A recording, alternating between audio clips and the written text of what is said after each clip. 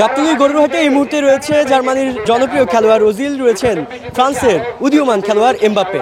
তারা কি করছেন গাবতলীতে সে বিষয়টি জানবো তাদেরকে রক্ষণাবেক্ষণ করছেন যিনি, তার কাছ থেকে। এরকম জনপ্রিয় ফুটবলারদের নামে তাদের নাম রেখেছেন কেন?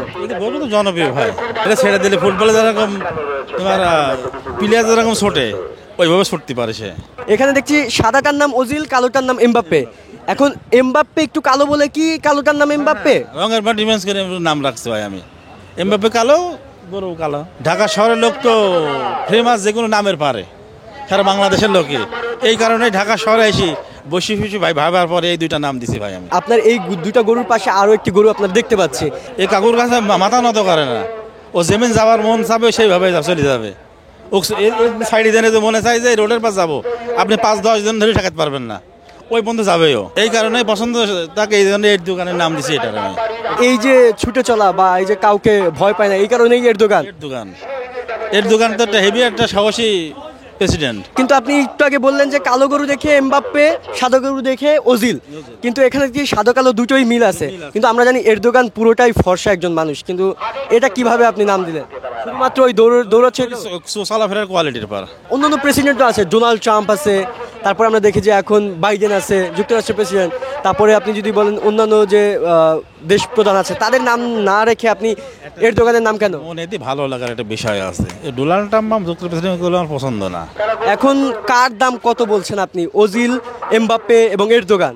ওজিলের দাম কত? 11 লাখ চাচ্ছে। 11 লাখ চাচ্ছেন। এমবাপ্পের দাম কত? ওইটার দাম চাচ্ছে 12 লাখ। 12 লাখ। এর দোকানের দাম কত? এটার দাম চাচ্ছে 13 লাখ ভাই। 13 লাখ না, এটাই বড়। এটাই বড়। জি। 11, 12 এবং 13 লাখ টাকা আপনি চাইছেন। এখন পর্যন্ত কার দাম কত বললো ক্রেতারা? এটার দাম 8.5 লাখ টাকা বলছে।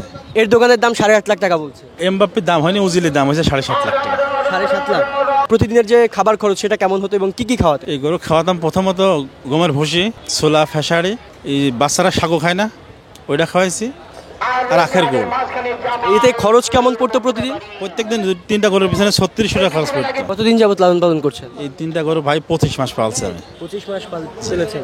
এই যে এখন বিভিন্ন নাম দিয়ে আপনি এই বড় একটি গরুর হাটে নিয়ে এসেছেন, আপনি অবশ্যই ছেড়ে দেওয়ার আশায় এসেছেন, কিন্তু ছেড়ে দিতে আপনার কেমন লাগছে? যেহেতু এই জিনিসটা তো আমার নিজে রাখার মতো সম্ভব না আজীবন, তাহলে এই কারণে ছেড়ে দিতে হবে ভাই। এগুলো ছেড়ে দিতে হয়তো ছোটো ছোটো আবার পাইলবো। কিন্তু এই যে ছেড়ে দেওয়ার পরে তাদেরকে মিস করবেন কিনা? এই যে এত সুন্দর সুন্দর নাম দিয়েছেন, পেলেছেন 25 মাসের মতো। অবশ্যই তো মিস করবো। এই 3টা গরু বাসায় ছিল, অনেক মানুষ বলতো অমুকের বাড়ি 3টা গরু আছে। এই যে একটা নাম মানুষের মুখে আসে, অমুকের বাড়ি 3টা বড় গরু ছিল। আমার এলাকায় কিন্তু এই 3টা গরুই বড়। যে কোনো চার দোকানে গেলে কি হবে, রনিতর গরুর কি অবস্থা? আলহামদুলিল্লাহ ভাই ভালো। গরু তো মানুষের সন্তানের মতো পালন করতে হয়।